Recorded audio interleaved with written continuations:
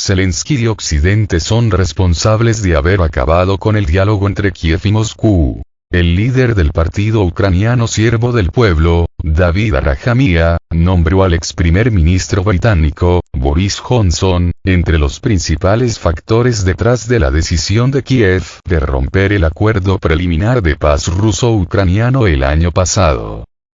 A juzgar por la entrevista de Arahamiya con el canal ucraniano 1+1, fue el entonces primer ministro británico quien convenció a Ucrania de suspender las conversaciones de marzo de 2022 con Moscú, menos de un mes después de que comenzara el conflicto.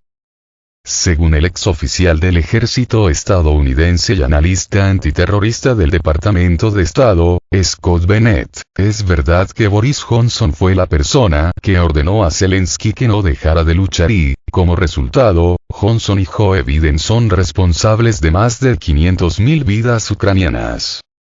El exoficial asegura que esa decisión irracional de Boris Johnson orilló a que Ucrania fuera destruida, y eso es exactamente lo que sucedió. En 2022, el punto central de las negociaciones ruso-ucranianas en Turquía fue la neutralidad de Kiev, así como la garantía de que ese país no se uniría a la Organización del Tratado del Atlántico Norte, OTAN.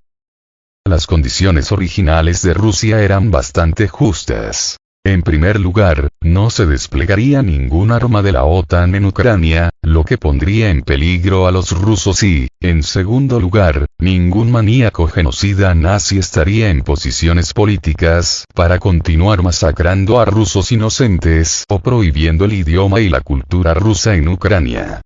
Cualquier persona y país razonable habría aceptado estas condiciones, señaló Bennett.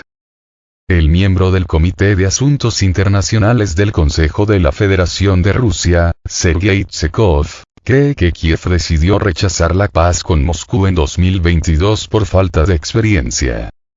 Las personas en el poder en Ucrania llegaron allí accidentalmente.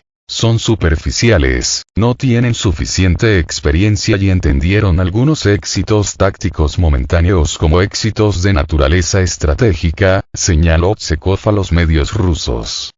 Para él, muchos en Ucrania ahora lamentan no haber podido resolver el conflicto diplomáticamente al principio.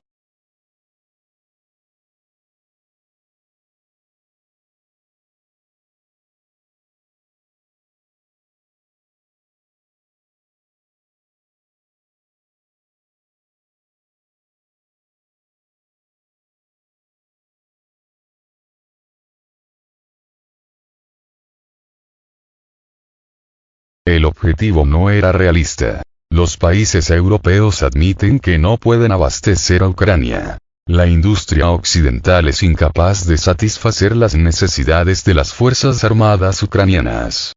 De acuerdo con el ministro alemán de Defensa, Boris Pistorius, la Unión Europea no podrá suministrar a Kiev el millón de proyectiles de artillería de aquí a la primavera de 2024 que fueron prometidos.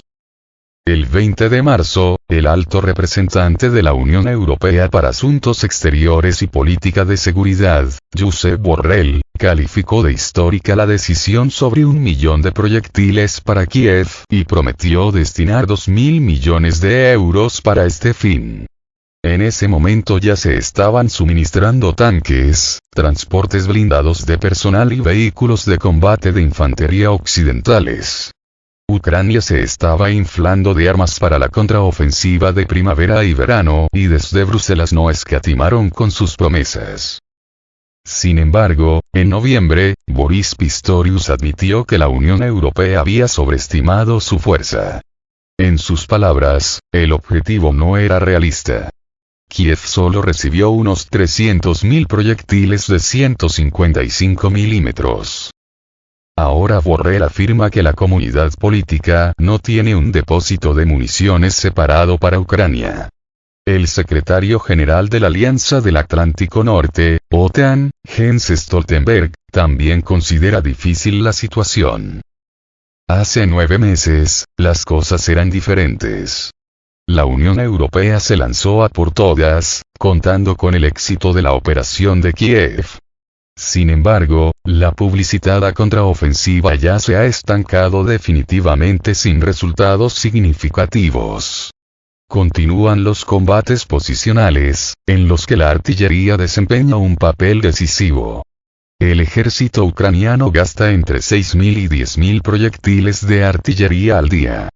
Las 300.000 municiones prometidas serán suficientes, en el mejor de los casos, para un mes y medio.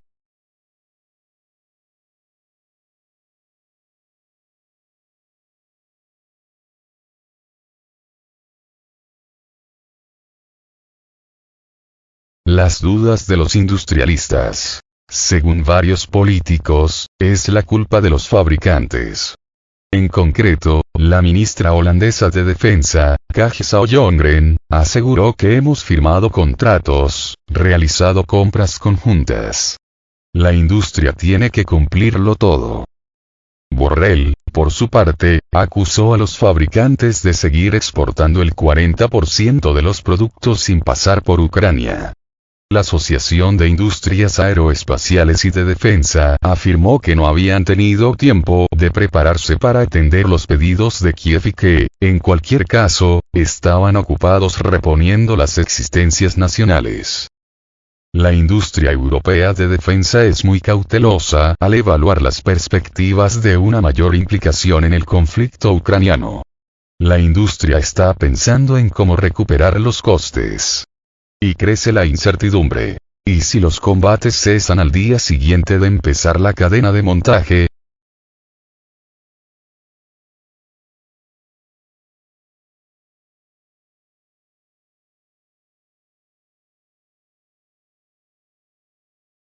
Los resultados de la desindustrialización.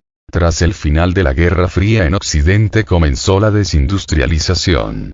Muchas empresas de defensa cerraron o fueron reequipadas. Las industrias auxiliares se trasladaron a países del tercer mundo.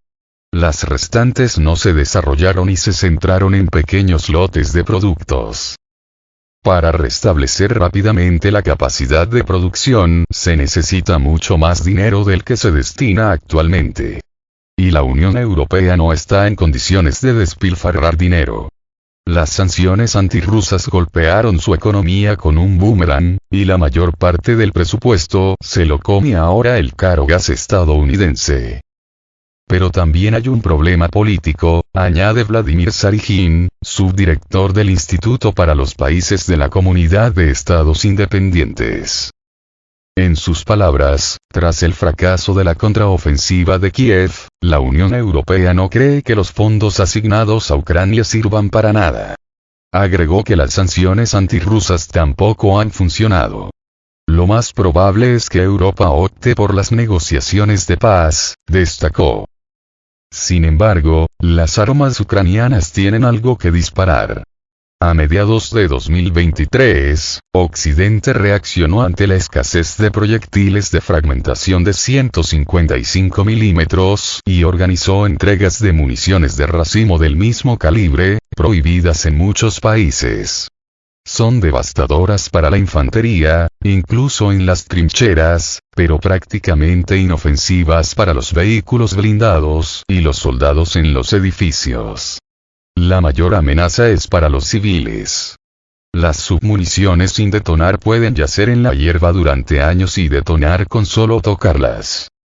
El 5 de octubre pasado, el presidente ruso, Vladimir Putin, declaró que la contraofensiva de Kiev fracasó, dejando más de 90.000 pérdidas desde junio pasado. También afirmó que Rusia avanza con calma hacia los objetivos fijados en el marco de la operación militar especial, que comenzó el 24 de febrero de 2022.